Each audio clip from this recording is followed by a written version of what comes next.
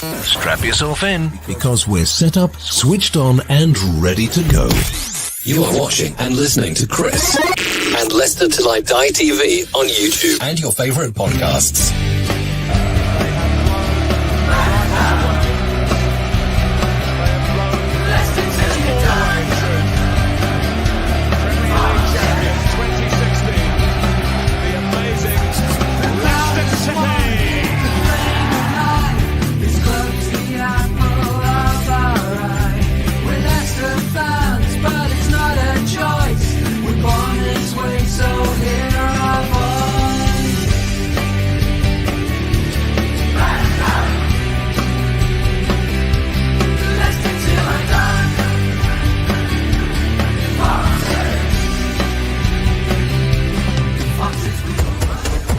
Till I Die TV, your first choice for everything Leicester City. Tune in and join in now. And now, here's your host.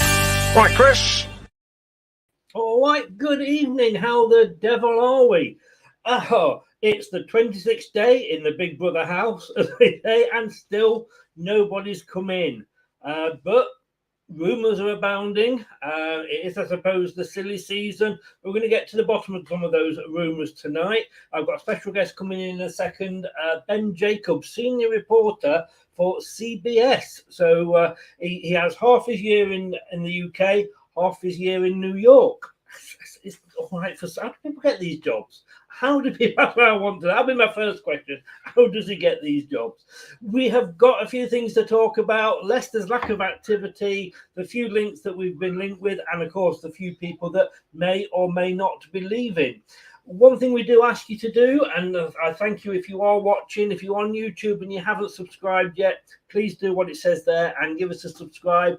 And if you are listening on your favourite podcast platform, whatever that may be, thank you so much for giving us your time. One more thing we ask you to do is just support the companies that support the channel. The details are in the description below on YouTube, but this is who they are. Leicester lead again!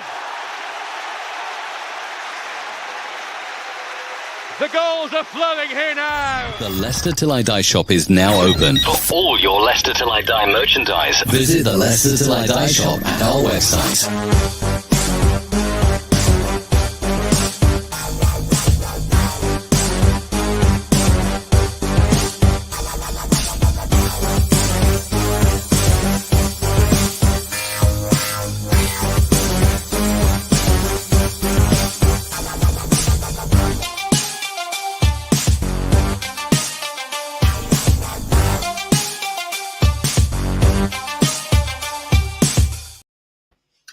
Good evening to Ben. How the devil are you, sir? Good evening. Always great to come on a Leicester podcast. I'm supposed to be neutral, of course, as a journalist, but I'm born and bred in Leicester, so I am also a Foxes fan. You can let it simmer under there, but it'll never go away, will it? I mean, we're going to dine off the Premier League win, obviously, for many years to come. And I think it's exciting times. I know fans will be frustrated by the lack of transfer activity, and we keep creeping into retrospectively gauging Leicester, I suppose, against Champions League, Premier League, the two seasons where we almost qualified for the Champions League. But let's not forget, and I'm speaking as someone that grew up during the Martin O'Neill era, that Leicester in the Premier League, in the top half, is no mean feat in itself. So I think that Brendan Rodgers and the squad that we've got and hopefully can add to can still be really exciting. And the club is moving in the right direction. And that might not be challenging for the Premier League. That might not be a top four finish. But hey, let's not get greedy because we'll always have 2015, 2016. Oh, I have worn my DVD out watching that, I'll tell you. And as you can see behind me, I nipped down to the FA and pinched it, and it's there on display. And whenever I get that, watch that introduction, it always sends shivers down my back, just remembering it, you know. But yes, you're quite right. I mean, people have complained last season about Brendan Rodgers. I mean, we had two really good seasons when we finished just outside, the Champions League places. And we won the FA Cup, we won the Community Shield that I like to call the English Super Cup, which is what it is. Wouldn't if we lost it, but we won it, so it's the English Super Cup. And it's almost that Brendan had a difficult season, and it's almost like he's been a victim of his own success, if you like. I think that that's a factor, and injuries are another aspect to it. So let's not forget that Leicester last season finished actually pretty strong. And if you look at the results when one or two players came back from, let's say, March onwards, they got a good, albeit narrow, home victory over Leeds that I was at. They beat Palace. And generally, the King Power was a bit more of a fortress. So they thrashed Norwich. And then on the last day, really good win over Southampton as well. And I remember in the Great Escape, we wrapped it off with a 5-1 victory when we were already safe over QPR, and that momentum and the positivity took us into the following season. So don't rule out a kind of meaningless on paper win over Southampton, but 3 wins out of 4 and an away draw at Chelsea. There was an away draw at Old Trafford as well, in a game that I think Leicester feel that they should have won. The defeat against Newcastle was only last minute due to a Bruno winner. So from March onwards, it was not necessarily business as usual for Leicester, but they were more like a consistent top half team that were not as leaky, and Vardy found some form. So when you look at the weapons that Leicester have got, the spine of the team, there's clearly some depth to be added, but fundamentally there's a lot to be positive about. And as I started the show by saying, let's not be greedy here. Leicester in the Champions League is a fairy tale, and if it had happened in either of those 2 seasons, then it would have come with the financial reward and the elevation of stature that really allowed the club to kick on. But nonetheless, it was exceeding expectations.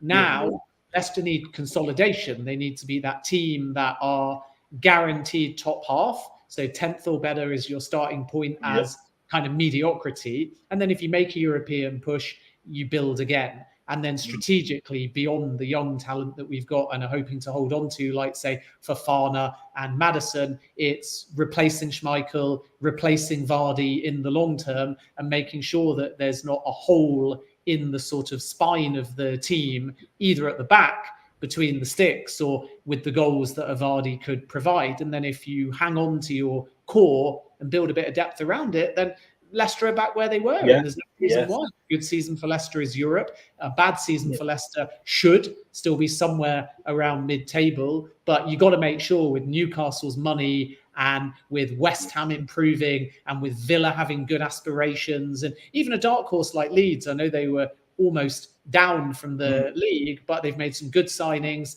And even though they've lost Phillips and are likely to lose Rafinha, it's clubs like that. Leicester need to make sure that they're still a tier above, at the moment on paper, Leeds United, so they're constantly moving forwards, not backwards. And if you don't hit that Champions League qualification, and we were so close for 2 seasons, then that is the risk. That then it is of the Premier League. Yeah. Oh, it certainly is. I'll do a quick hello to James. Thanks for popping in. How are you? Jason as well, and Terry, and Tony, the Newcastle fan. We will be coming on to Tielemans later. Don't panic. Don't panic. He will be mentioned. I mean, it's very easy to look back at a season and go, yeah, okay, let's accept, we finished 8th, only 1 place off Europe. We got to a European semi-final. We had the, like I say, English Super Cup in the bag at the start of the season. Overall, it wasn't a bad season. And you don't appreciate it while you live in it. And you, oh God, the Tottenham game where we let 2 goals in the 94th and 95th minute. The West Ham game where for some reason he made a change in the 93rd minute to the defence when we're just about to take a corner. At those moments, you don't appreciate it. But the number of injuries we had, I think it was 40 plus injuries, 9 defensive players injured. I mean, I think his formation was a case of put your hand up if you're fit. Seeing who's fit, and we'll do that formation. I mean, he did well, and I know there's a lot of people that are Brendan out. I'm not. I think this is his season to prove himself, but he did well with what he had to put up with last season. Yeah, and I think the other thing is that when you hit a point in Leicester's season where Europe becomes unlikely, you start planning for the following season. And at that point, Leicester got a range of players coming back and fit. So you start to see what the team are capable of. And for me, it's not about Brendan. It's nonsense, in my opinion, to even speak of Brendan being pushed out. You're not going to find a better manager that can develop the young talent at this football team and go out and get players in the market. And of course, if results don't go your way, people might start saying, what about Pochettino to Leicester, who's just been sacked from PSG? I've seen those tweets, come on. And I just think wishful thinking, the grass is always greener on the other side. Yes. And what Leicester have always done, in my opinion, under this new ownership group, even under Nigel Pearson, despite the way it ended, is be relatively patient and think about long-term strategy around their recruitment, but also on the football field. And that wasn't the case, let's not forget, when the King Power Group first came in under the late Kung Vishai. They went through a string of different managers, including Sven, and then I think they learnt their lesson very quickly about how you develop a football club. And now the ownership group are patient. Brendan Rodgers is strategic and develops young talent. And you look at this Leicester squad, regardless of where those that feel we should have been higher believe Leicester could have gone. And you say for them to be 8th with the injuries they've got, the lack of depth they've got, the number of fixtures they played, the European semi-final against Roma that they got to, it really was a heck of an achievement. And how you kick on from that is by keeping Fofana fit, continuing to get the best out of James Justin, making Harvey Barnes integral to your team, hanging on to James Maddison, using the rotation around Vardy to give him breathers when necessary to get the goals required, hopefully getting a continued reliance on output from Ademola Lookman, and so on. And then beyond that, there are other players in this Leicester City team that I still think can go up a gear. And we've seen flashes of that. Timothy Castagne, for example, who scored once, played 35 times. He's capable of something a bit more offensive. We know about Kiernan Dewsbury-Hall and his incredible talent, and it's great to see him extending his stay with the club. Wilfred Ndidi continues when he plays and he's fit to put in incredible performances, and I don't think he's going anywhere either. So there's a core there, and it's just about remembering as a Leicester fan that when we won the Premier League, we also had a thin squad, and Ranieri was almost through who knows what, a mixture of the gods, the remains of King Richard, if you're superstitious, luck, training, momentum, whatever. He was almost able to play the same 11 week in, week out, and barely anyone of note was injured throughout that season. Well, this was it. I think we hardly had any injuries. And I remember speaking to somebody earlier when we did a season review, and he was saying that they have this sort of red danger zone players, and so if you pull a muscle, you kind of, if you're in that zone, you kind of drop so that it doesn't get any worse. But we couldn't do that because we hadn't got the players to come in to replace them. So people were having to play on quite often or come back when they weren't really 100% fit. But when we did get everybody fit towards the end of the season, and yes, a lot of people saying, well, it was only Norwich, it was only whoever we played at the end. But they were teams who were struggling to beat 1-0 at the start of the season. And when we had all the, what I would call first teamers back towards the end, we saw what we could do, 4 and 5, goals a game. Yeah, and I think that's it. The defensive frailties were very apparent early on in the season. I remember being a bit concerned in the second game of the season when we lost 4-1 away at West Ham United. The away defeat to Brighton, even though it was only 2-1, was a little bit disappointing as well. And then at home, even though the form did give us some good early results at home, we beat Wolves on opening day, we beat Manchester United 4-2 at the King Power as well. But I remember watching us be dismantled at home, I think it was in October, to Arsenal, and just thinking, okay, if Arsenal are going to be at best 4th and at worst 7th, and we're being beaten that easily, and Chelsea also, by the way, came to the King Power and schooled us, and those two defeats, I think, were in back-to-back home games with a very average 1-1 draw at Leeds in between. And I just thought, okay, we're off the mark here.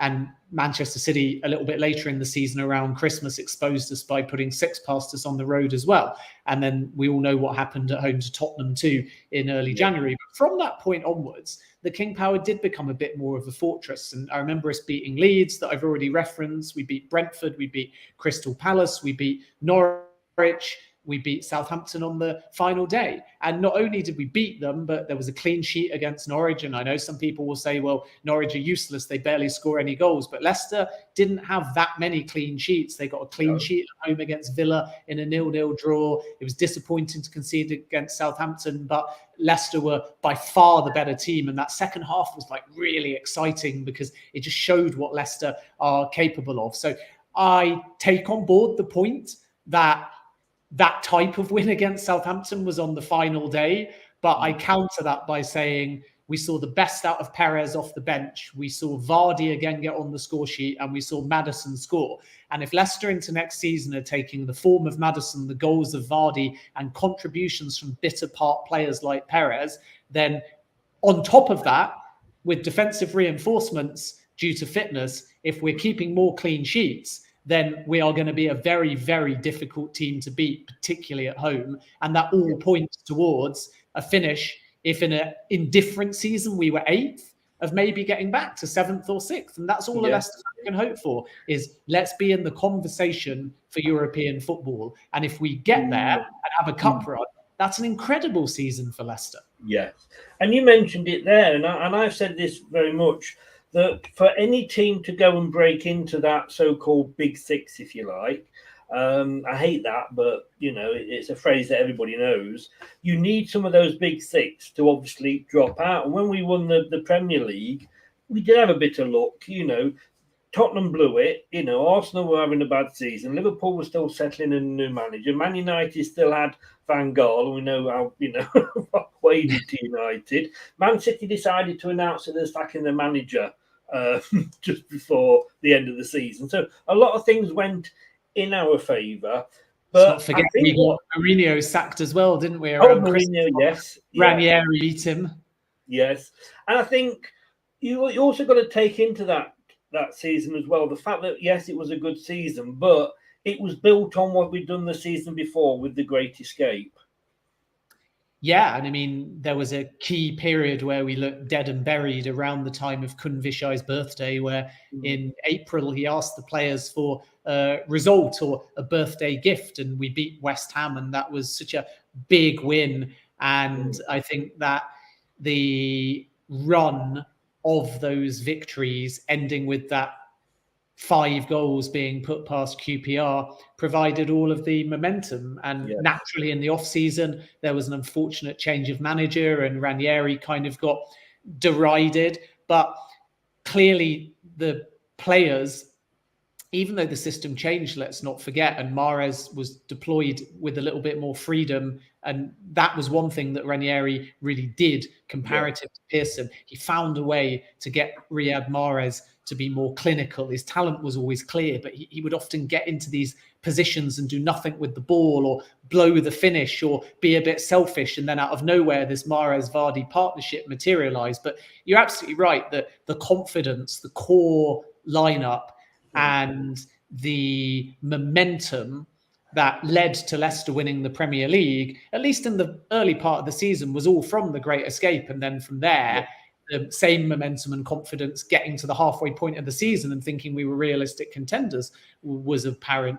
And then the final thing in the second part of the season, oddly, was not only the away win at Manchester City, where Robert Huth scored twice. And a lot of players do cite that as the point when Leicester really thought that they weren't going to blow it. But actually, if you talk to Vardy, if you talk to Ranieri, if you talk to Huth, if you talk to Kasper Schmeichel, they all cite a loss. And it was the narrow defeat away at Arsenal when Arsenal was celebrating like that was going to be the thing that won them the title, or certainly gave them the ascendancy. And I remember having a conversation when we were in Hollywood after we won the Premier League in the off-season before a friendly You name dropper, you. When I was in Hollywood. I was just work. I was following Leicester for a documentary for beIN Sports, and Leicester were out there. So I'd been over to Thailand with Leicester, and then I'd gone over to LA, and we were playing in a tournament against PSG. Ranieri basically said, and one or two other players that I've already cited, exactly the same story, that to have Simpson sent off, to be down at 10 men, to battle away at Arsenal at the time, a rival to win the Premier League, and even though it was heartache, to take them all the way with 10 men to the very last minute and then only lose the game, and then to see Arsenal celebrate like they'd won the Premier League. From Leicester's point of view, the players went back into that dressing room and they said, hey, if 10-man Leicester can hang on and battle and show that kind of quality, then we are capable of this only being a blip and going on to win the Premier League. And that's exactly what happens. So sometimes you take your momentum from the losses, not just the victories. Of course, the away win at Manchester City was equally as important, because that was that run of fixtures where everyone said, Leicester are going to blow it. And there was still enough time in the season in a lot of pundits' minds for Leicester to wobble earlier and then be out of the picture by the time we got to the back end of April and May. And Leicester did the opposite. They obviously tried and clung on and nearly got something away at Arsenal. They got that big win at Manchester City, and it was sort of bizarrely quite plain sailing. We didn't just win the Premier League. Let's not forget, we got to that Everton game, and because of Eden Hazard and Chelsea doing us a big favour, we were actually able to celebrate winning the Premier League with nothing at stake against Everton, which is quite simply incredible. Yes. Going on sort of now to I could talk about that season till the cows come home. I really could. But looking at this season, and I mean, everybody's sort of saying, like I said earlier, I think we were a victim of our own success. I don't think, looking back on last season, there were a lot of clubs that would have bitten their hands off to have finished 8th in the European semi-final. But from, if you did compare it to the previous seasons, I think for me, last season, you'd got this couple of seasons before, Tottenham and Arsenal were both struggling, and there was only really Leicester that was up there challenging, to have it, for those spaces.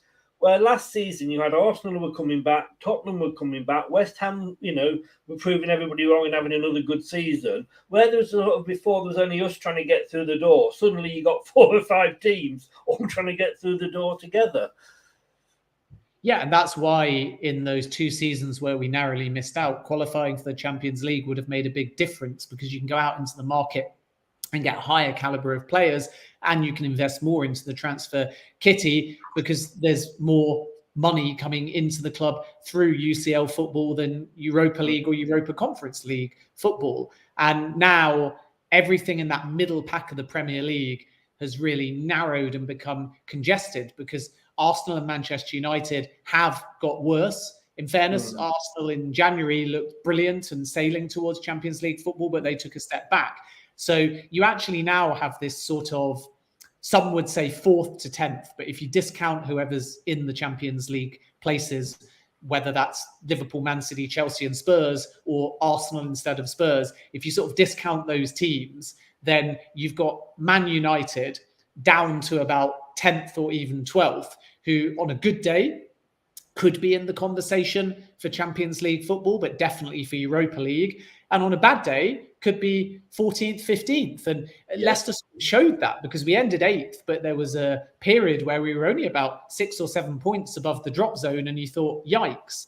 And this is the kind of challenge now, is how do you make yourself above that congestion in the middle of the Premier League? So everyone says you're more than likely to be 6th or 7th with regular European football, because Newcastle have added themselves into the conversation around the Big Six. West Ham, you're right to mention, are that team at the moment that look like they're going to be in the European conversation. Aston Villa could surprise a few people as well. And then let's not forget Wolves, who finished the season dreadfully, but started it in pretty much Champions League or European form. So Leicester need to find a way of not only steering clear of Leeds or let's just say for the sake of the rivalry, Nottingham Forest. We don't want to be anywhere near that. We're 14th. We're looking behind us. But how do we make sure that on paper our team is better than a Wolves with a Neves and a Moutinho, or a Villa with a Coutinho and a McGinn?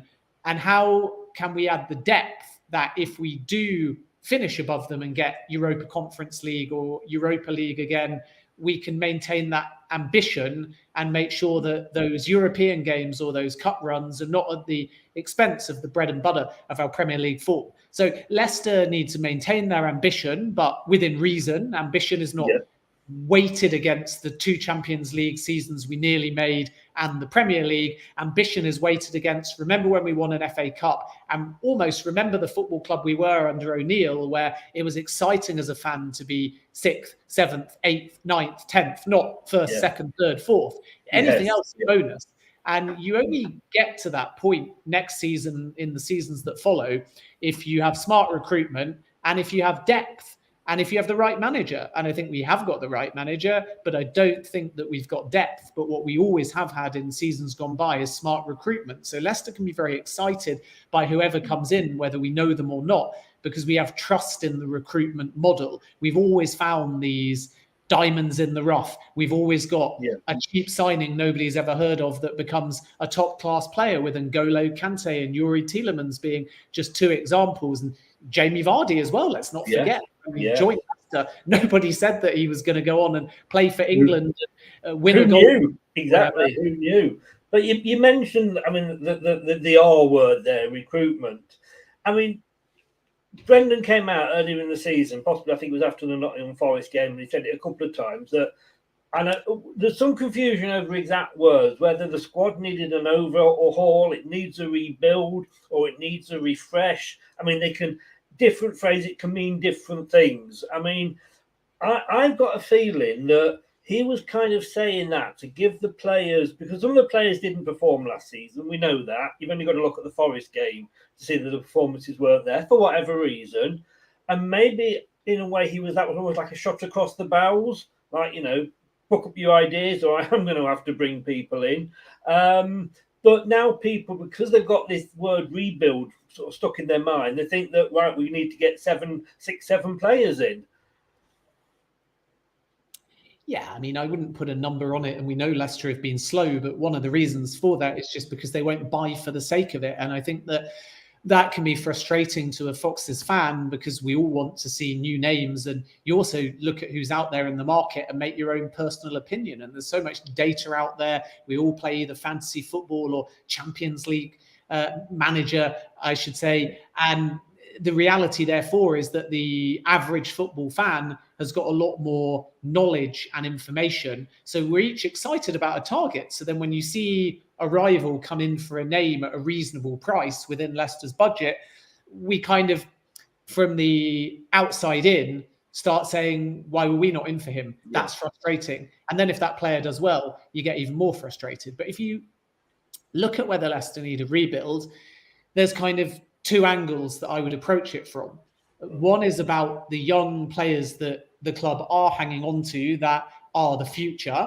And I think that rebuild has therefore already taken place, because Leicester have got James Justin, Wesley Fofana, who will not be sold, in my opinion, this window. And Leicester won't even listen to an offer for under 70 million. And they'll sell him, if they were to get rid of him this window, for much closer to 80 or 85. It's a Harry Maguire style fee. There's Harvey Barnes, and we've mentioned a few other players like Dewsbury Hall too. So there's clearly a exciting, young, committed spine to the team.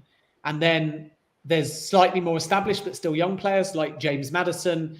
And then the rebuild would be around, I would call it more a replacement strategy. So I don't think it's that foundationally, other than depth, Leicester need that much. It's more that they have to plan to replace Schmeichel. They have to plan to replace Vardy. They have to plan if he goes to replace Tielemans, and then make sure that around that there is enough depth that if we get the same kind of horrific defensive injuries this season, there is a plan where we're not scrambling for makeshift defenders and then being leaky to the point where the season becomes slightly derailed.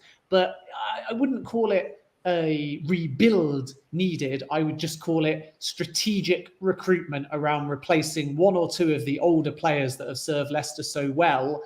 Then alongside that, making sure, as they've always done really well, that when we have an asset, that asset is loyal to Leicester City Football Club. And if they leave, they're sold on our terms, not the terms of the I totally love that. I'm going to use that strategic recruitment. I am going to use that. But we've got to address the elephant in the room, and that's the T word, Tielemans. Tony, a Newcastle fan earlier on, good evening, Chris and Ben. Is Tielemans coming to Newcastle? We'll come on to that. And then we've got Anthony, who's a big Arsenal fan, who obviously every season they get linked with a Leicester player, and every season they get disappointed. So I don't know. He says Tielemans going to Newcastle if he wants Champions League. But then would he go to Arsenal if he wanted Champions League? That is the question. I actually had a bit of a rant on yesterday's Back Page show at 6 o'clock. But I'm getting a little bit concerned about Tielemans because, he's had that offer for a year on the table. He's doesn't want to sign that, it appears. I mean, this is what I'm looking, obviously, from the outside looking in. It's starting to look to a lot of fans, and I've got to admit to myself included, that maybe we can't do any business until we sell Tielemans or we know what he's doing. Because that, will we have extra money to spend or will we need to replace? And he's not going to sort of decide until the last week in the transfer window. That's dropping Leicester really, really in it. And surely he's back this week, I believe, from not yet, but this week from his summer break. He needs to make a quick decision for the club, doesn't he? Yeah, I think Leicester will want to resolve the situation so it doesn't drag on. And that's why they are not only talking to Tielemans and his representatives, but determining whether there's any chance of putting down an extension. Because in an ideal world, rather than it only dragging on or any possibility of the contract running down in its entirety, Leicester would rather persuade Tielemans to sign a short-term deal and then agree, perhaps, that he can go for offers that would be higher due to any extension. But I think, unfortunately, from Leicester's point of view, that is a very neat narrative for the football club, but not one that Yuri is prepared to entertain at this point. And I would be staggered if by the end of the window, he hasn't had an offer that is formal to Leicester City that he's prepared to take. So I think by the end of this transfer window, Yuri Tielemans will be somewhere. He's too good a player at too good a price not to have a formal offer made to Leicester City. So the situation at the moment is simple, that Tielemans wants out, but not in a Ronaldo not turn up for training kind of way. Yet there's been no formal offers made to Leicester City. So Arsenal, if they want Tielemans, can sign Tielemans today, as long as they agree a deal with Leicester City. Tielemans is sold on the Arsenal move. And let's not forget that Arsenal came in for Yuri Tielemans before he joined Monaco. And he considered the move at that point, but was worried about first-team football. He went to Monaco, he went to Leicester, and Arsenal would kind of be a full circle move. He's excited by the prospect of playing under Arteta. He's had almost a year's worth of talks through his representatives with Arsenal. Personal terms verbally have been agreed. So Arsenal, if they choose to make the move, can get this deal done for, I would imagine, and from people I'm talking to at the lowest end, 25 million, and from Leicester's perspective, more like 32, 33 or more, because they obviously want to make back what they paid Monaco for him. And it's not a huge amount of money, especially not, say, compared to Milinkovic-Savic at Lazio, who Arsenal are arguably also monitoring, and some say even more than monitoring, that they've even put down test the water offer. And to get a player like him, you're going to need 65 million. To get a player like Tielemans, you're going to need 25 to early 30s in millions. And not only is Tielemans Premier League proven, but he simply offers more financial value. So from the Arsenal perspective, with Fabio Vieira's arrival and time and energy put on Gabriel Jesus, who's now official, and Rafinha, who was a realistic possibility but won't now join Arsenal, they turn their attention to others. But there's still almost 60 days left of this window. So if Arsenal want Tielemans, they can get Tielemans, but to date, they've never put down an offer. If Arsenal exit the race, that's where Manchester United and Newcastle start coming in. And I think over the coming weeks, you are going to see somebody coming in directly to Leicester with a formal offer. And then there's not much that Leicester can do other than try and get that extra 4, 5, 6 million and preferential add-ons to at least, as they always do, make sure that they're in control in the negotiations to their benefit. Yes. Tielemans then has a decision to make, because if Arsenal are in the race, he joins Arsenal. If Arsenal are not in the race, Manchester United might be of appeal. But if Frankie de Jong comes in and Eriksen comes in and Bruno is there, then he also needs his role defining at Manchester United, because he certainly won't get the same freedom that he gets at Leicester City, and he might not get the same game time. And remember, we're in a World Cup year.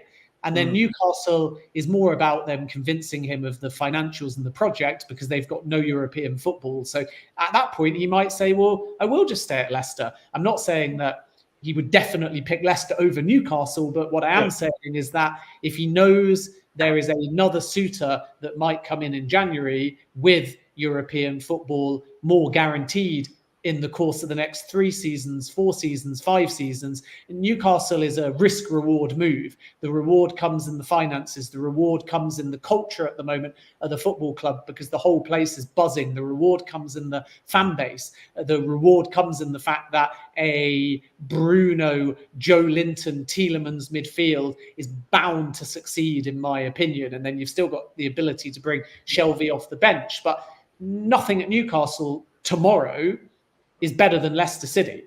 No. And I think what is confusing fans is that, and I think when he came out and said, look, I'm not, if I have to stay at Leicester, I'm happy to stay at Leicester, but I want Champions League football. We all said, great, you deserve it, and maybe this time last season, on the back of Leicester having had a good season, he might have been getting more offers. And I think the fact that we didn't have a very good season, and he was kind of having to play a bit of a different role to what he was used to the 2 previous seasons, the offers didn't come in. And, he's now looking at, say, Arsenal. And like you said, there are the links there, but they can't give him Champions League football. Yeah, I don't think could he not, could he not could he not look at Leicester and go, look, Leicester gave me this chance, a bit like Harry Maguire did. Let me sign a contract that will mean Leicester can at least get some money for me. But if I get an offer from a European club, I'll be allowed to talk to them and be allowed to go. Yeah, I don't think it's about Champions League football. That might have been his stance in January when he was in talks with Arsenal, because at that point, they looked sailing for Champions League football in really good form at the turn of the year, and at Tottenham were circling at that point. But now, as you rightly say, he doesn't have too much interest from clubs with Champions League football. I think for Tielemans, it's more about joining a Big Six club, even though I hate using that phrase, with guaranteed European football, even if it's kind of not Champions League next season in the case of Arsenal and Manchester United. What it is a plan and a strategy and the finances and the depth to get that pretty quickly. So in a bad season for Arsenal and Manchester United, they're still in Europe. In a bad season for Leicester, we're relegated. In a good season for Arsenal and Manchester United, they're winning a Premier League. They're in Champions League football. In a good season for Leicester at the moment, we're probably only Europa League football. And that's probably Tielemans' line of thinking. Has he taken Leicester as an FA Cup hero, as someone even last season with 6 Premier League goals in only, I think, 29 starts? So that's not a bad number for a player in his position. Has he taken the football club as far as it can go? And does he want to go to Manchester United and play under a Ten Hag style, which is going to hopefully be quite exciting and intrepid, and with a player like, let's say, Bruno, and who knows, CR7 may be forced to stay as well. Does he want to go under Arsenal and buy into the Arteta plan, which is a patient, strategic approach with Gabriel Jesus ahead of him scoring goals and a Martinelli in form and a Vieira, because I think Tielemans and Vieira still could play together as like an 8 and a 10.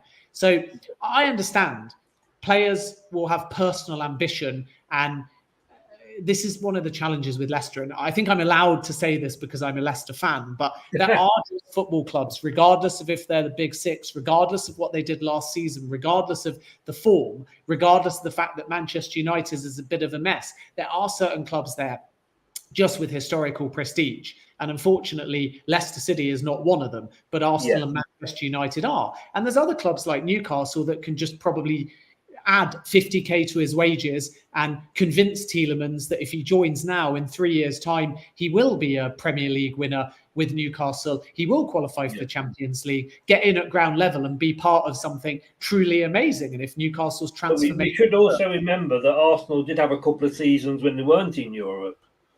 Yeah, so there's no guarantees, obviously, at any point.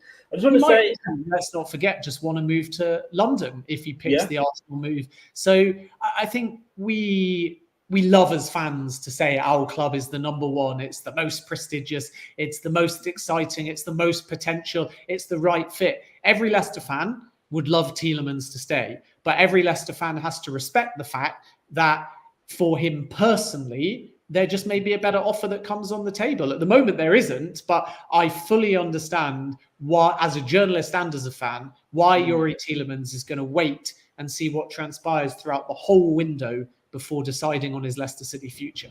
Yeah, and I get that. As a fan, you know, I appreciate that Youri's got no ties to us. You know, it's not like, you know, he's you know, you cut him and he's blue and he grew up being a Leicester fan. So, you know, we can't expect him to sort of commit the rest of his life to the club. But I just think he does need to make a decision just for the best, just for Leicester, so we can move on. But I just wanted to say, to bring this Mike, hello to Mike and bring this up, because he's a Manchester United fan.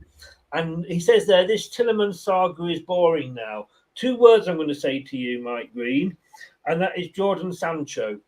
As non-Manchester United fans, we had, I think it was 3, definitely 2, and almost 3 seasons worth of transfer windows. Man United, Sancho, Man United, or Man United. So don't you come to me after this and say it's getting boring. We have to put up with Man United and bloody Jordan Sancho, who doesn't like he's worth the money anyway. So get back in your box, Man United fan. He knows I'm bantering.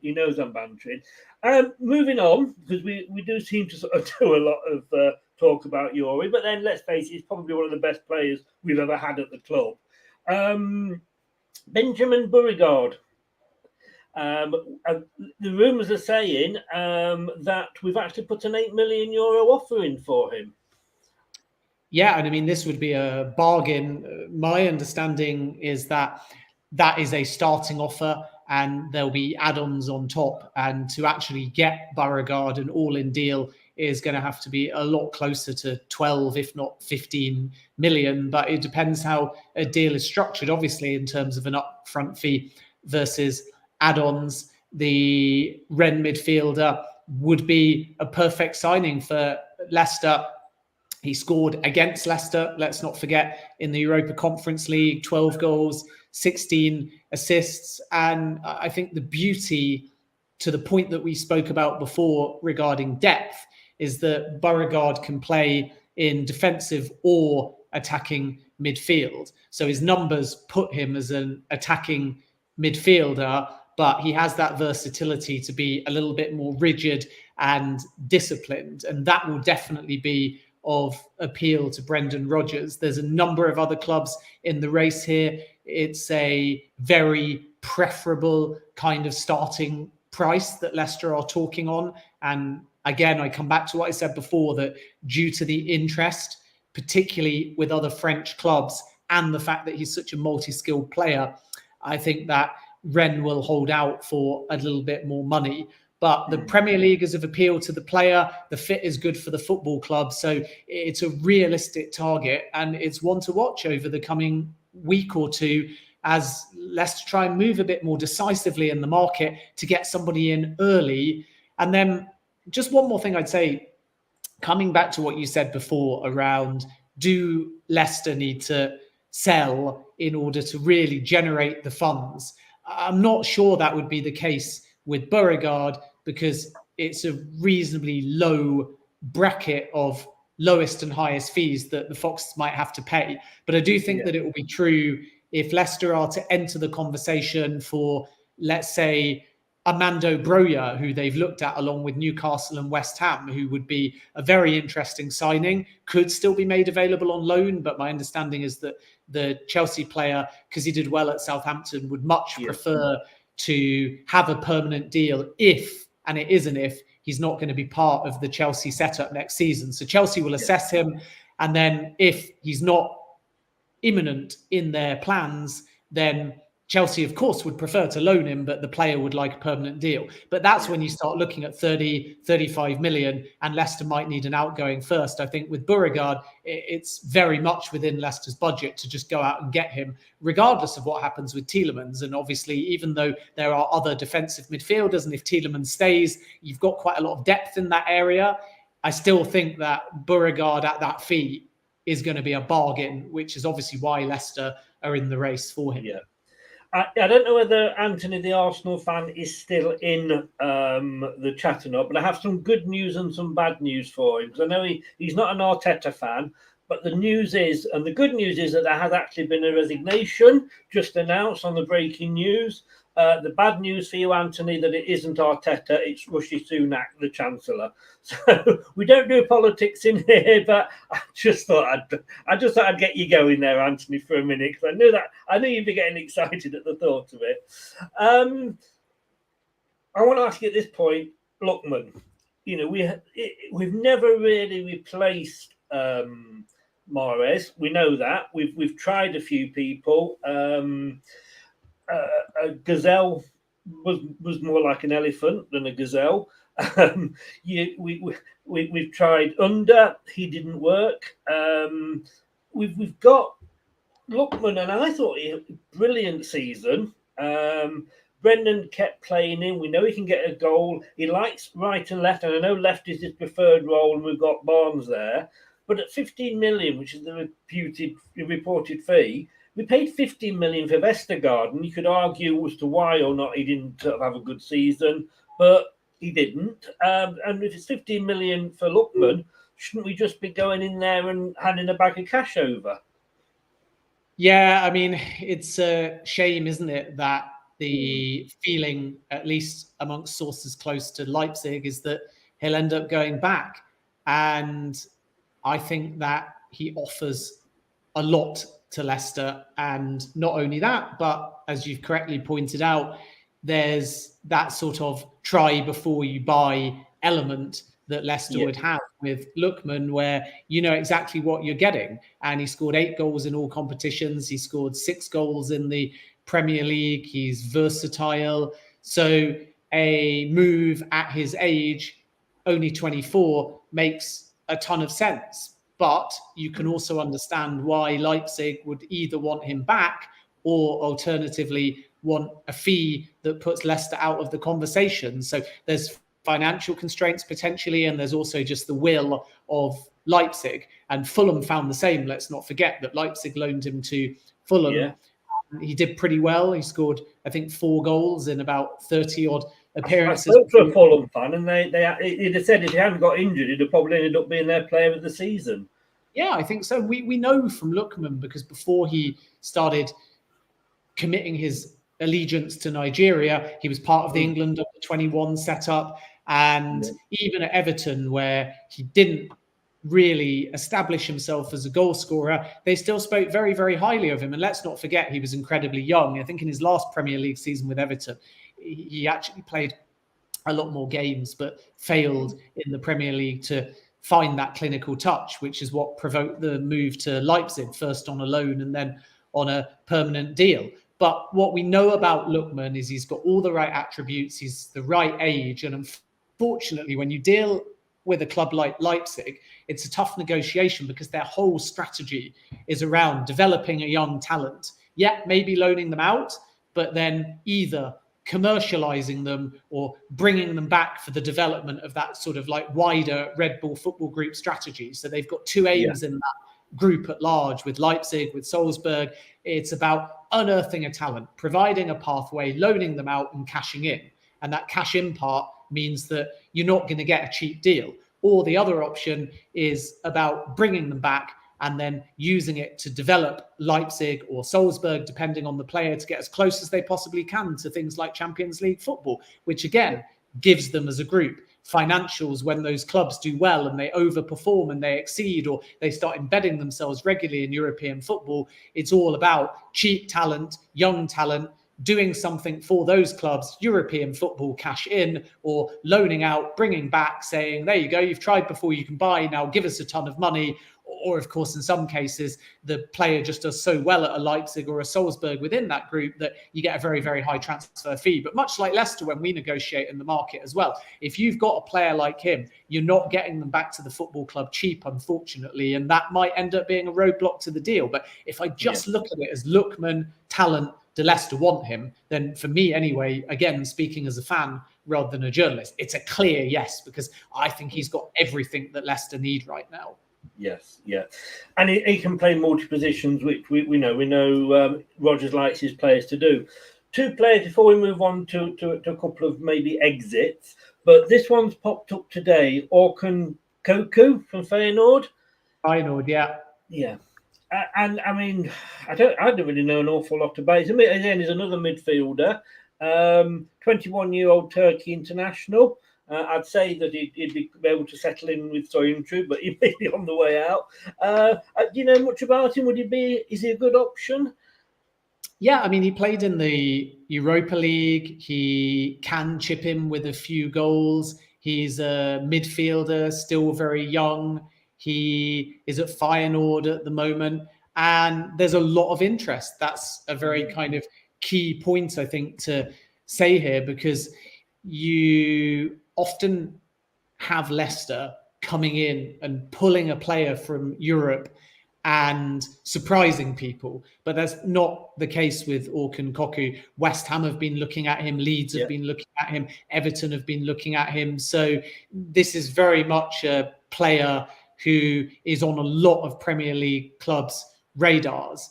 And what I like about him is the composure. He's a very positive passer of the ball. He digs in. He's got good stamina and energy, and he's unselfish at times, which I suppose you'd expect from a central midfielder. But it's good to kind of see that intelligence and that composure at such a young age. David Moyes in particular is very, very keen on the player. And the two considerations from Leicester's point of view is if they going to also, as we've just discussed, bring in another midfielder, and if we still don't know what's going on with Tielemans, then is Koku really a priority player? Because I still think Leicester need a defender. I think that Leicester need, as we've just discussed, somebody in that Lookman position. I think Leicester need to work out the Kasper Schmeichel situation, whether that's this season or beyond. And I think Leicester need to look at who is going to be the long-term replacement for Vardy as well. So Koku doesn't tick any of those boxes. But I think that there is a lot of interest in a very talented young player. The other thing is that there could well be a bit of an exodus at Feyenoord. So that's another factor, is whether Feyenoord are going to try and play hardball on any potential deal. But this is a young, talented player that I think will take really well to the Premier League. I think that he's got a very versatile skill set. He's very intelligent. I would like to see him improve the positional sense just a little bit, especially at the pace of Premier League football. He's very good on the ball, but off the ball, his positional sense could be improved. And he can, I think, be trained not just to kind of look forwards in attacking phases, but to drop even deeper and offer that sort of central protection in midfield too, and try and break up the play. And I always remember Danny Drinkwater having that like unsung role of doing that when Leicester were really at their best, when he was in the side.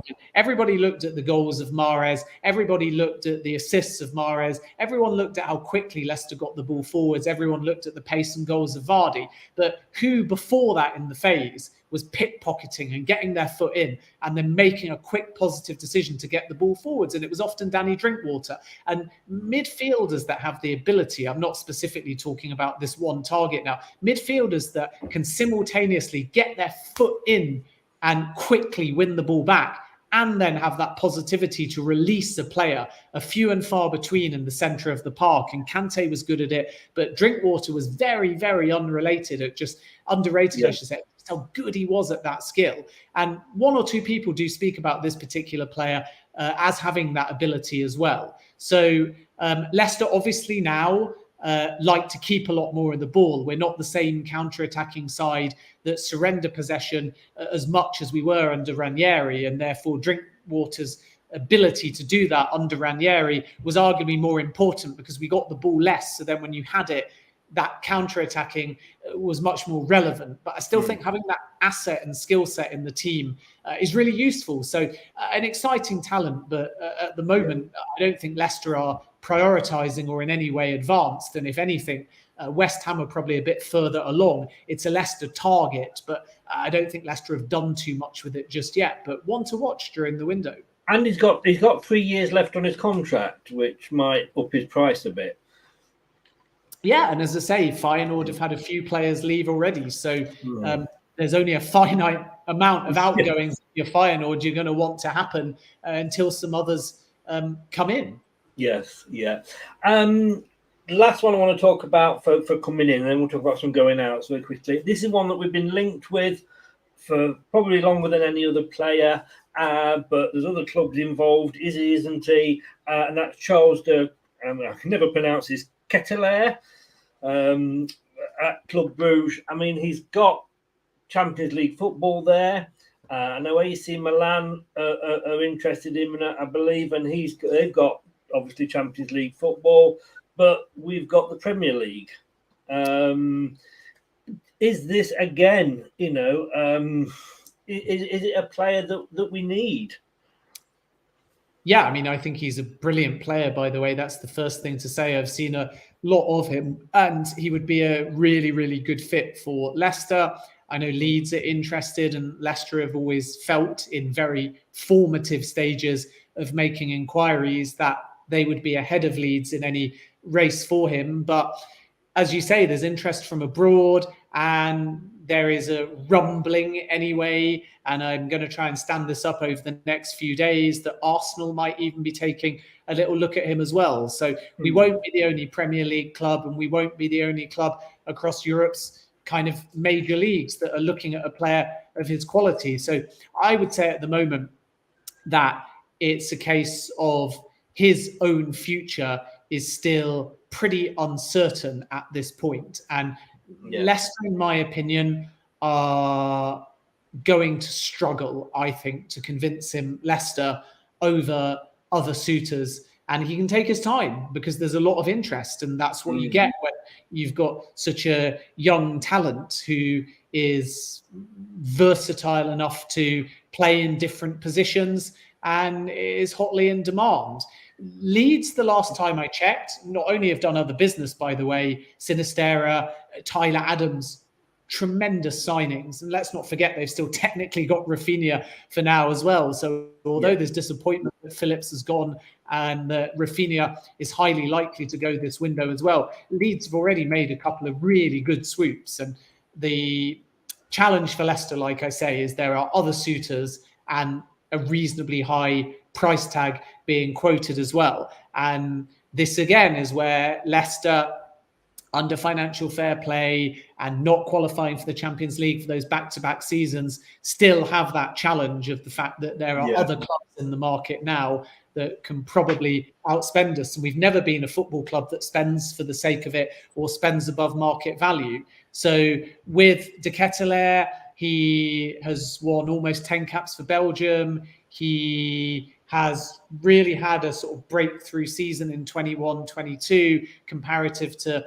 other seasons at Club Bruges, where he's been allowed to play with a bit more freedom and he's turned into goal-scoring midfielder. He got 14 goals last season in the league and 18 in all competitions. If you look at that comparative the season before, he only contributed with 4 goals in the league and 6 in all competitions. So it's been a breakthrough season because of the freedom that he's been allowed to play with.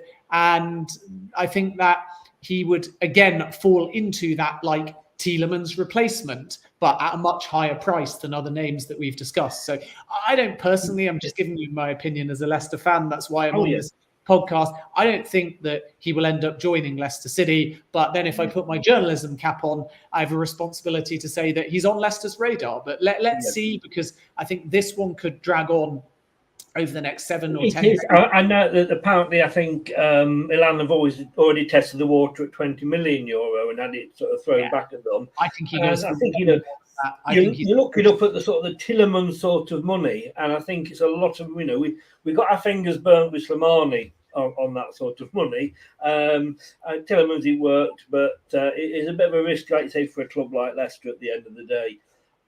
You've mentioned him a few times, and I want to ask you, Kasper. Now, he's come up quite a few times on our show. He's got a year left on his contract. We know what a fantastic servant he's been for the club. Amazing goalkeeper. But at Leicester, we know, in the past, we had a Gordon Banks who was a World Cup winner, and we had Peter Shilton coming up behind him, and we let Banks go. And obviously, Shilton went on to not quite win the World Cup, but very close. I'm saying, is it time now? He didn't have the best of seasons, Kasper. He wasn't controlling his box. He didn't like to come off his line. His distribution, we know, has never been brilliant. Is it time to maybe let him go and move Danny Ward up into that number 1 for the Premier League, and maybe bring up Iverson as the cup goalie? Yeah, I mean, the goalkeeper thing is sort of important and saddening, because we all know what a great servant and leader Kasper Schmeichel has been to the football club, but he is 36 years of age. And obviously, from Schmeichel's point of view, he wants to stay as Leicester's number 1. And that will be important to him to leave the football club on his own terms. And Leicester sort of have to weigh up what's right for the football club versus being very respectful of Kasper Schmeichel. But like you say, there's elements of the game that have just dipped. And we're either going to see Kasper Schmeichel have one strong season and big push for Leicester, and that could have impetus relating to the fact that it's a World Cup year, or perhaps likely we're going to see Schmeichel start the season staying at the football club and then get to the World Cup, and then there'll be a reassessment on it in January. And if he's in red hot form, then he does one more season with Leicester. If he starts the season with Leicester and goes off to the World Cup, you then have to replace him in January if things aren't going according to plan. But of course, if Leicester were being really cutthroat, there would be an acceptance that he needs replacing now. And if the right target becomes available, or as you've already outlined, the right upgrade from already within the football club is apparent, you have to phase him out a little bit. And then he's got a big decision to make, because that's the last thing that he wants in a World Cup year, is to not be the number 1 at the football club. Now, goalkeepers are available. Leicester could look at Zach Steffen, for example. I'm not sure whether he's quite a number 1 yet, but he'll be the number 1 goalkeeper for the US men's national team. He's available, and the likelihood is that he's going to Middlesbrough. That's the plan, in a loan deal, and from what I understand, that deal is pretty much done. So not likely to be a realistic possibility, but we're seeing throughout this entire transfer window that deals are getting hijacked. Look at Malaysia at Manchester United, who practically signed at Lyon. It was a done deal, and United came in. Not sure whether he's a number 1 goalkeeper, like I say, at Premier League level yet, but that type of keeper. Dean Henderson was available. That now has been resolved, so not a possibility. Nick Pope was available. That has been sorted by Newcastle. So, Leicester needs somebody. I don't think we would get a goalkeeper, for example, like Kepa at Chelsea, even though you'd take him all day long at Leicester City. So I wouldn't. Can't stand the guy. I think you'd be nuts if Kepa's available and wanted to move to Leicester. You take him all day long, in my opinion. World-class goalkeeper, stuck at a number 2 at Chelsea. But, my point is that there's not that many signings that Leicester could make right now that would be the right fit. Maybe one I would take is Strakosha, who's a very good goalkeeper and is a little bit younger than Schmeichel, and he could come in and be a number one. Or you put your faith, like you say, in players already at the football club. But the decision needs to be made, because either Leicester commit and Brendan Rodgers commits and he says, right now in pre-season, Kasper Schmeichel is my number one, and then you start planning for January or next summer to replace Schmeichel, or there's a very honest, open conversation that says he's not the number one, and then Leicester need to urgently either go out into the market and find a goalkeeper or upgrade somebody. And the sad truth is, I don't think there's anyone at the football club right now that is a better goalkeeper than Kasper Schmeichel in the long term. So it would be more urgent for Leicester to find a replacement, which is why I think that they'll put a bit of faith and loyalty in Schmeichel in the short term, unless somebody in the market becomes available that's a realistic possibility. A lot of fans are saying this, and I feel like I'm on my own here, and I'm running the Danny Ward fan club. Do you not think he's good enough? He's a Welsh international. He's never left. Yes, he hasn't played. He's only played one game in however long he's been here in the Premier League, but he's done well in the Cup. We know he's a good shot stopper at penalties. Do you not think he's ready for the Premier League? I mean, he's ready for the Premier League in the current role that he's in. I remember watching him back in October last year make an error against the Czech Republic. I think he's a good shot stopper. I think he's an excellent goalkeeper. I certainly don't mean to be derogatory, and he's only 29 years of age. But I just have concerns that really date back to the days when he was at Liverpool, and I watched him on loan at Morecambe and then at Aberdeen and then at Huddersfield before he joined Leicester City. And he's been at Leicester now, let's not forget, since 2018. And off the top of my head, and I can be corrected, I suppose, by fans that watch a little bit longer, but I can only think of a handful of appearances during his time at Leicester City, probably 20 in total. And I think only one in the Premier League that I can remember. Yeah, there's only one in the Premier League, yeah. So when you think in all of that time, with Schmeichel hitting 34, 35, 36, and now on to 37, he's only been given that one opportunity. And I know there was some sort of talk towards the end of the season that the plan was to use Ward, and then it ended up still being Schmeichel. So there was obviously some miscommunication around that. But with Leicester having nothing to play for, if Ward is your number one this season, then you turn to Schmeichel with nothing to play for in that home game against Norwich, or in that last game of the season against Southampton and so on, or really at any point since March, providing Ward is fit. And you say, I'm going to integrate you because we've got nothing to lose now this season. And instead, Schmeichel kept the number one. And that is an indication to me that Schmeichel will be the number one this season, or that Brendan Rodgers doesn't yet have the faith in Ward to think that he is the solution to Kasper Schmeichel. Yeah. Because otherwise, why aren't you going to use the last however many games of the season? I'm not saying that you put him in every game. I'm just saying that it's a bit demoralising if you're fit and you're Ward from January onwards, with Leicester having very little to play for after at least the Roma game, let's say. So we're actually more talking about April and May. It's a little bit demoralising if you're Ward and you're fit and you're ready to play, that you're not being given that opportunity. No, it's a good point. I mean, there was talk about him blooding the youngsters as well for those last few games. But I think at the back of his mind, knowing what was being said about him, I think Rodgers just wanted us to finish as high as we can do, and like I say, end on a high, so that we could go into next season on a high. I want to talk about Samare. I mean, he's actually been looking round, I believe, AC Monaco. He has a look around the ground. Has he had a fair shot at Leicester? It's only been a season, and you're coming from a different culture, a different country, different style of play, different league. Yet, Fofana, for example, took to it like a duck to water. Daka's taken a little bit longer, but we know he will. Has he been given, in that congested midfield that we've got, has he been given, do you think, a fair chance? Yeah, it's a shame, isn't it? But it's not always about a fair chance. Sometimes it's just about the fit and not every player comes to Leicester and settles in. So it's not just about the football, it's about the culture, it's about how often you play.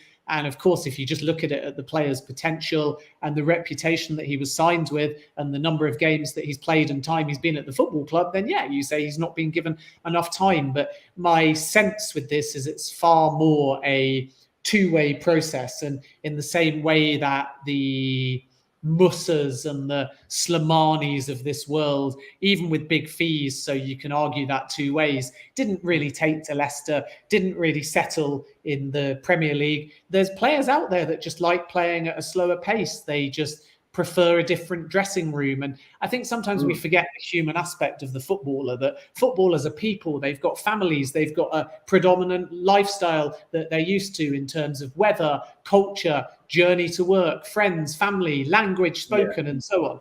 And, you know, Leicester have gone through phases, make no mistake about it, where we've had very diverse dressing rooms with different languages and so on. But we've also always had the spine of personalities in the team, the big talkers, those that are driving the social side of things, those that are having the banter in training. That's still always historically been your Vardys and your Schmeichels, and before kind of these seasons, your Drinkwaters, very vocal in the dressing room as well, all very much like English speaking players. And when other players have joined them and the club have done well, they've bought into that. But not every player's like that. And I think that from what I understand, Samari's the same, that he's quite a quiet character. He's grown up with this football at PSG at youth level. He's moved to Lille. He's French speaking, obviously. And perhaps he just feels that a move like a Monaco or away from Leicester is right for him. And then when you want to wake up and you feel comfortable in the dressing room, I'm not saying, by the way, that Leicester have made him feel uncomfortable, but no.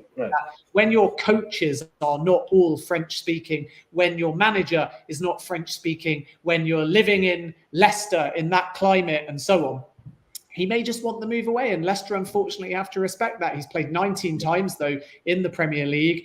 And he's played 30 games in all competitions. So you can hardly say that he's been a bit part player. But what you have to respect is just the fact that if he feels this hasn't worked for him on a personal level and we've not seen his best football, then Leicester unfortunately need to respect that and allow him to make a move.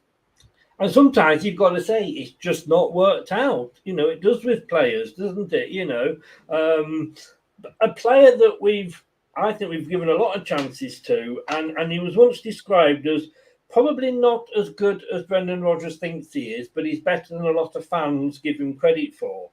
And that's Ayoze Perez. Always makes me think of the old song, What Are We Going to Do with a Problem Like Maria? I think you could stick Perez's name in there. He's a love-hate. He's a Marmite figure, isn't he? But he's never quite lived up to his £30 million price tag. Which is weird to say, because when you look at what people are spending now, 30 million is not a high figure, but I accept that it was at the point when Leicester bought him, given the reputation that he held.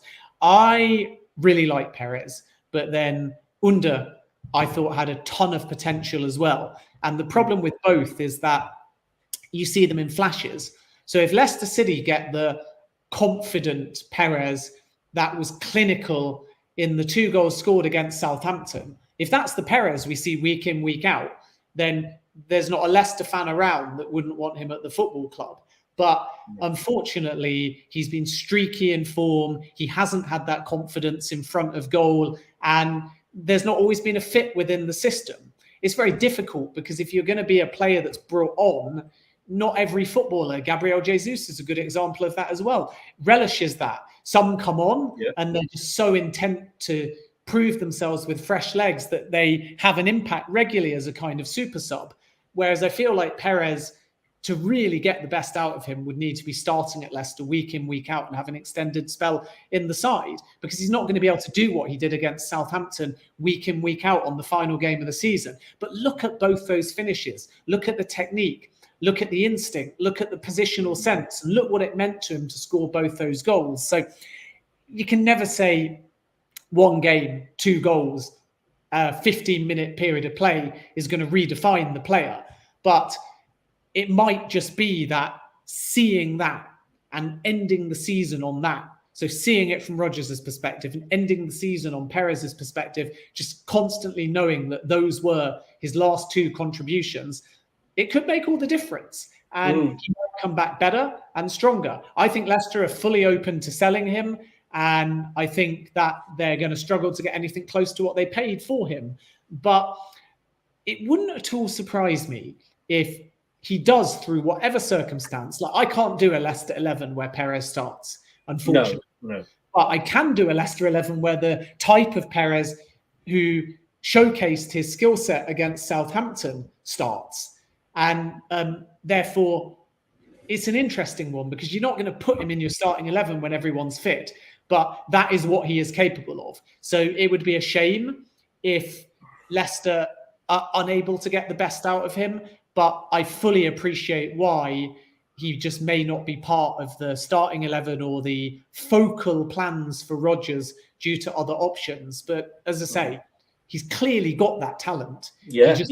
We said there's a good player in there. It's just, and is he one of those players you think? I mean, I always think with Leicester, we seem to have a player that we don't like as fans. I mean, Ben Chilwell, I could never understand the hate he got. He was England left back. I liked the guy. I thought he was a good player, but most Leicester fans didn't like him. And I just think Perez is kind of fitting into that villain role. But he does offer a lot though when he's not on the ball, doesn't he?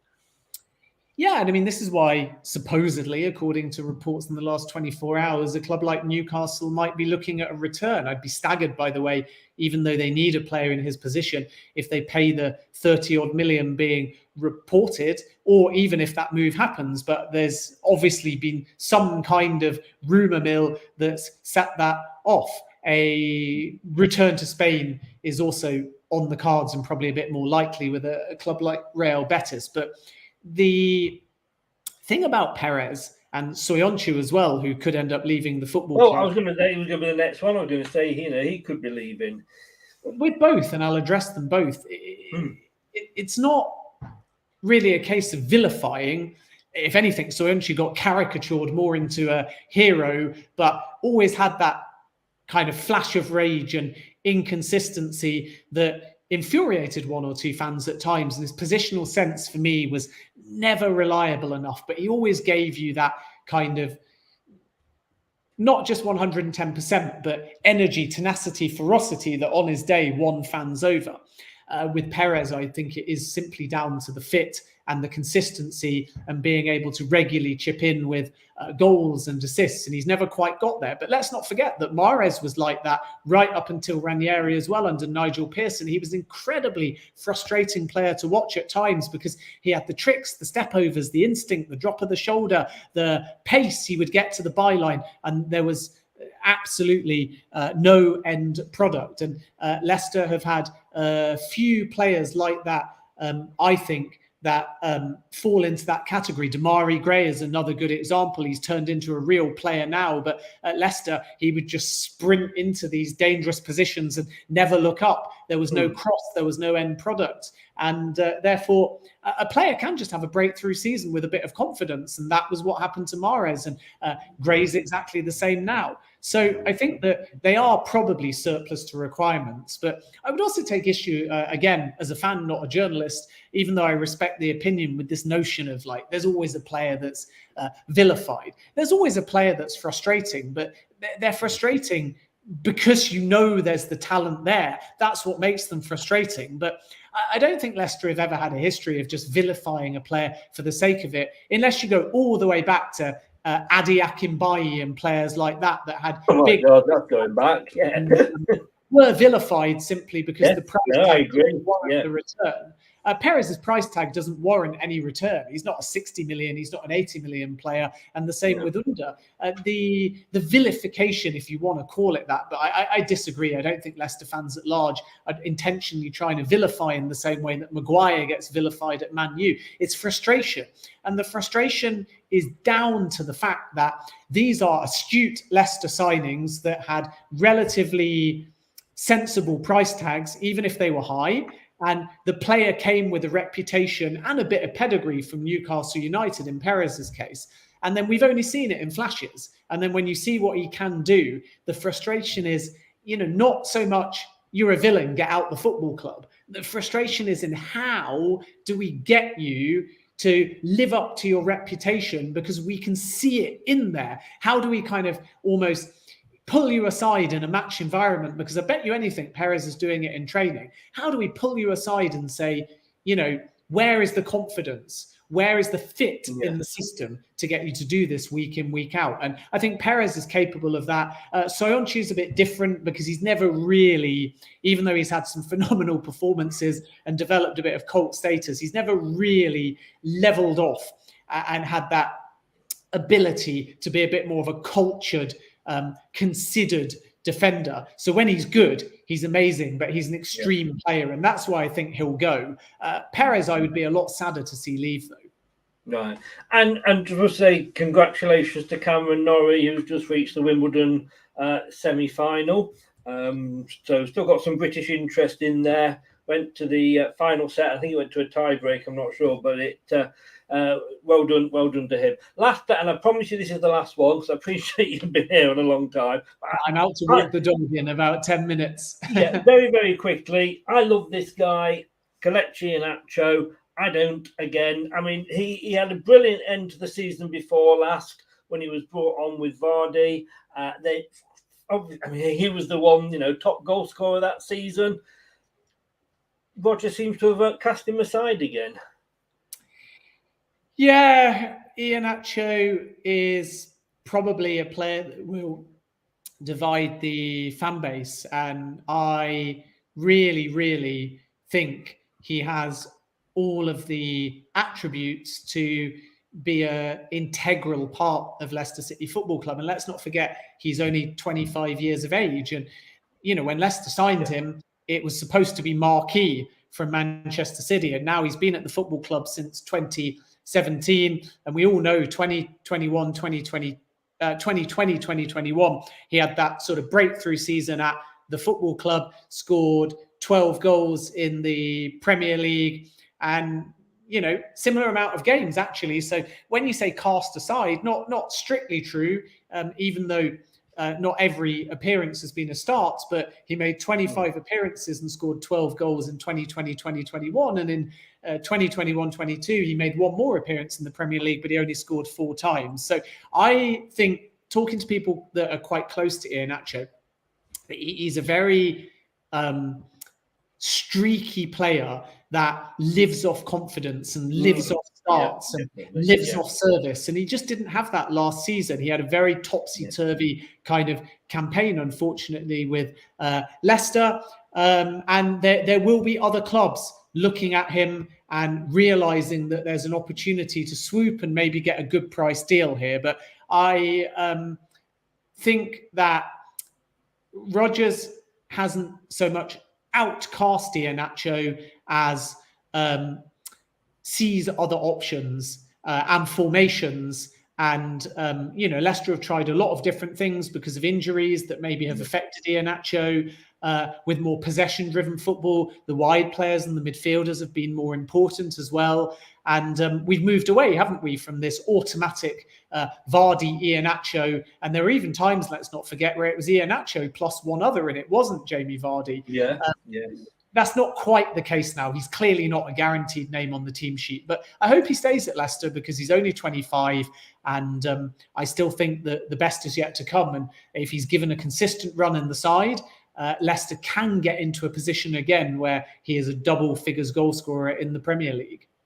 We all have our favourites, don't we? we get upset when they're not picked. Ben from CBS News, I get this right now from CBS. Thank you so much for joining us. I don't want to keep you. Make sure your dog's not sat there with crossed legs. But thank you so much. Like we say, once you get talking about Leicester, we could still be here at 2 o'clock this morning. Never stop. Always a pleasure. Good to connect with any Leicester fans, and let's hope we have a good season. Brilliant, mate. Thank you so much. Love to have you on again sometime. Take care and stay safe and enjoy your trip to Leicester next week. All the best. Take care. Bye-bye. Thanks a lot. Bye-bye. Bye-bye, Ben. Oh, oops, a daisy. There I am. Look, he went quicker than I was expecting there. What a great guy. I haven't got breaking news. Don't get too excited, guys. Let's put that one up instead. Yeah, what a great show. It's always nice to have these people. He's the guy that broke the Newcastle rumour that they could be interested with Tielemans. Addressed a lot of the Leicester problems there as well. Don't forget, we are going to be back at 9 o'clock tonight. There's going to be me and Lou and me. We are going to be looking at the Women's Euros. And we're going to be covering that, or certainly all the England games and possibly one or two of the other big games as well, with live watch-alongs. And tonight we're going to be looking at the squads. She knows her stuff about women's football, does Lou, which is really good because I struggle. And I look at it and think, I see Netherlands and think that they should be like the men's team and look at the top. And so I'm glad Lou's going to be there to put me right and keep me under control. That's at 9 o'clock tonight on here. If you are interested in women's football, and not just generally, James says, thank you very much here. Thank you so much, James, for all your hard work. Thanks so much. Our messages, I need to ask you something, James. And you know what? If you do like the channel, then please do what I always say, which is please support the companies that support this, and it does. Basically, it keeps us going, and these are the companies. Leicester lead again. The goals are flowing here now. The Leicester Till I Die shop is now open. For all your Leicester Till I Die merchandise, visit the Leicester Till I Die shop at our website.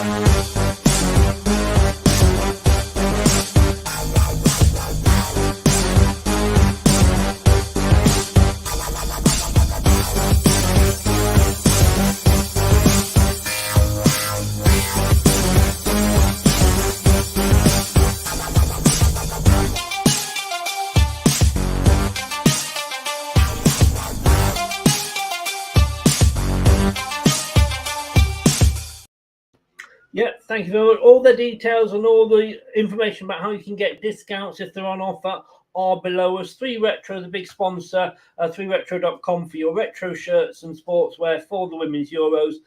9 o'clock tonight, we're going to be previewing the Women's Euros tournament held here in England. And then tomorrow night, we're going to be doing a live watch-along of the England-Austria opening game. And I'm confident. I think we're going to do well. We've already beaten the holders in the Netherlands, so fingers crossed. If you've been watching, thank you so much. And if you haven't already, on YouTube, please get over, do what it says there, give us a subscribe, smash the likes, and click the notification bell, and then you'll never miss one of our shows. And if you have been listening on your favourite podcast platform, whether that be Amazon, Apple, Google, or Spotify, or any other, search Leicester Till I Die. I thank you for lending us your ears. I will see you at 9 o'clock with Lou. Take care, and don't do anything I won't enjoy.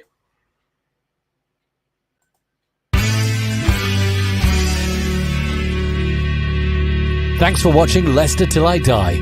This is Chris saying goodbye, and see you next time.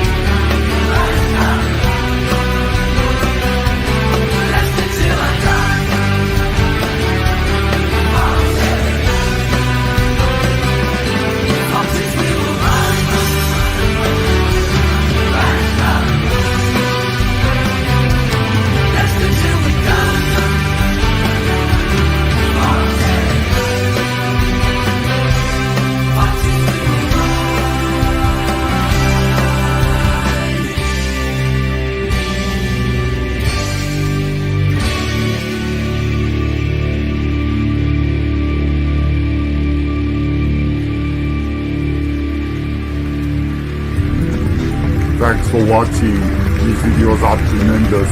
You better like them too, or I'll be back. Cool.